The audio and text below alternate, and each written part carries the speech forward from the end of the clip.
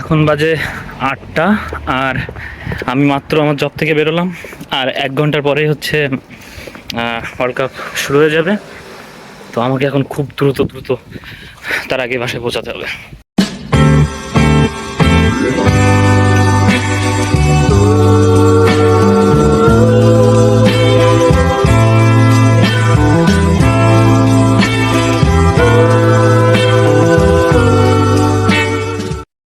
আমার নেক্সট ট্রেনই আসবে 8টা 35-এ। এখন বাজে অলমোস্ট 8টা 10।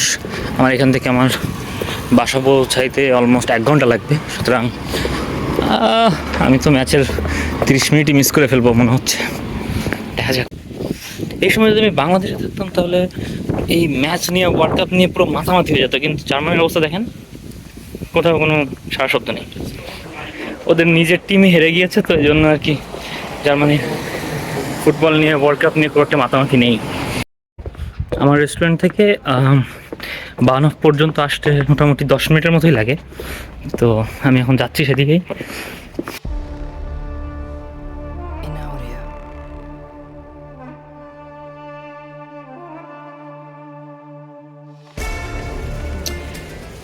অপেক্ষা করতেছে এখন ট্রেনের জন্য। এখান থেকে ডিরেক্ট যাইতে পারবো না, আবার মাঝখানে ট্রানজিট আছে। তো ট্রেনের জন্য অপেক্ষা করে দেখি, আর 5 মিনিটের মধ্যে ট্রেন চলে আসবে আশা করা যায়। এই যে আমার ট্রেন চলে আসছে।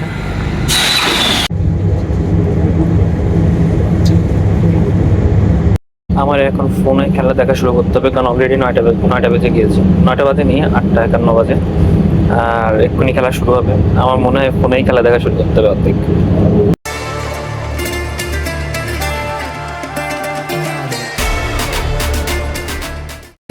ওকে, তো আমি একটা ট্রেন থেকে নামছি, এখন আরেকটা ট্রেনে করে যাইতে হবে। এটা আসলে সচরাচর ভালো লাগে না। আমার ডিরেক্ট ট্রেন আছে, আমার মুনস্টার থেকে লিপস্টার পর্যন্ত ডিরেক্ট ট্রেন আছে। বাট মাঝে মধ্যে টাইমের সঙ্গে মিলাইতে গেলে এরকম ভেঙে চুরে আসতে হয়, তখন হচ্ছে একটু দ্রুত আসা যায়। এভাবে আসলে বরং দ্রুত আসা যায়। তো এই জন্য আর কি এখানে নামছি। এখন বাজে পুরোপুরি 9টা, এখন বাজে রাত 9টা। বাট দেখছেন সূর্য কোথায়? সূর্য দেখা যায় না। প্রচুর আলো এখনো পুরো। 10টার দিকে সন্ধ্যা হবে, 10টার পরে আর কি ভালোভাবে সন্ধ্যা হবে। তো এই আর কি। ও, আমার ট্রেন চলে এসেছে।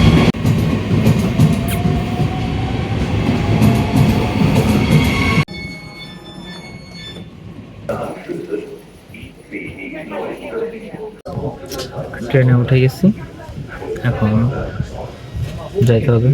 ট্রেন ছাড়বে এখন 5 মিনিট পর। খেলা অলরেডি শুরু হয়ে গেছে, আমি মিস করতেছি খেলা।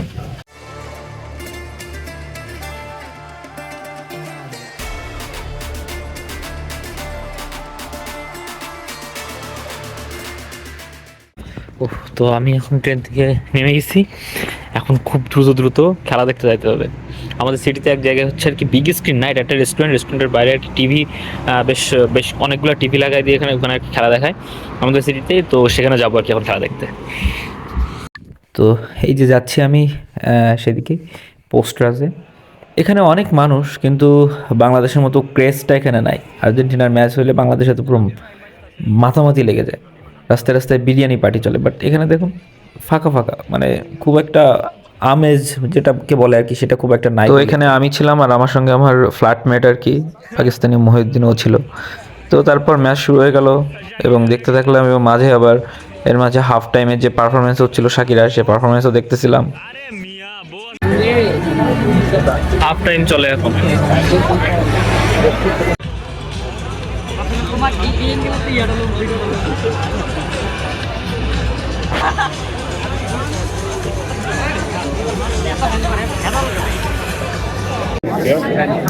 ভাই খেলা তো হচ্ছে, খালি ফাউল হচ্ছে, মিনিটে foul wrestling match. Was ist hier als erstes gehört?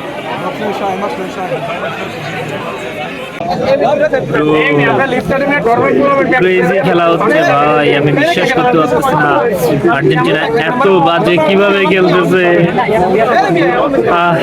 মনে হয় না আজকে আর্জেন্টিনা জিততে পারবে, বুঝতেছি না কি হয়, দেখা যাক কি হয়।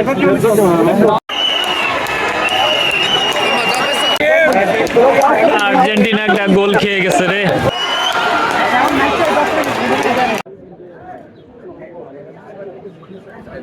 কোনো চান্স নেই, শেষ, খেলা শেষ, হেরে গেছে আর্জেন্টিনা। এত কষ্ট করে শীত শেষ করে আসলাম, এখন এসে আর্জেন্টিনা হেরে গেল, খুবই খারাপ।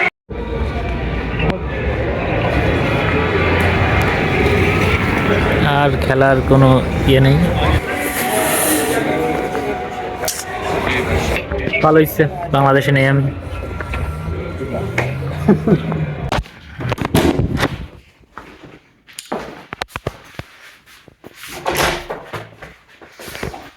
কি আর করার, হেরে গেল, যাই হোক। কি যে হইলো বুঝলাম না, মানে পুরা ম্যাচ জুড়ে আর্জেন্টিনার বলই যেন কেন জানি ওরা বল পায়ে রাখতেই পারতেছে না। স্পেনের টিমমেটদের কাছে বল পাস দেয়, আর্জেন্টিনাও স্পেনের টিমমেটদের কাছে বল পাস দেয়। কি হইলো এটা আমি বুঝলাম না বিষয়টা। এরকম এতটা বাজে খেলা আসলে আর্জেন্টিনার কাছ থেকে আশা করিনি কখনো, কিন্তু হাই, এত ডেডিকেশন কোনো কাজে আসলো না ভাই। 6 ঘন্টা জব করে এখান থেকে এসে ডিরেক্ট আবার খেলা দেখা ছোট সময়, কোনো ফায়দা হলো না। যাই হোক, সমস্যা নেই, ফাইনাল পর্যন্ত গেছি, এটাই অনেক কিছু। ইচ্ছা ছিল আরেকটা কাপ আমরা মেসির হাতে তুলে দিতে পারবো, বাট হলো না, যেহেতু কোনো সমস্যা নেই। খেলা তো খেলাকে খেলা হিসেবে নিতে হবে, এর বেশি কিছু নিলে হবে না। That's it. তো আজকের ভিডিও এই পর্যন্ত।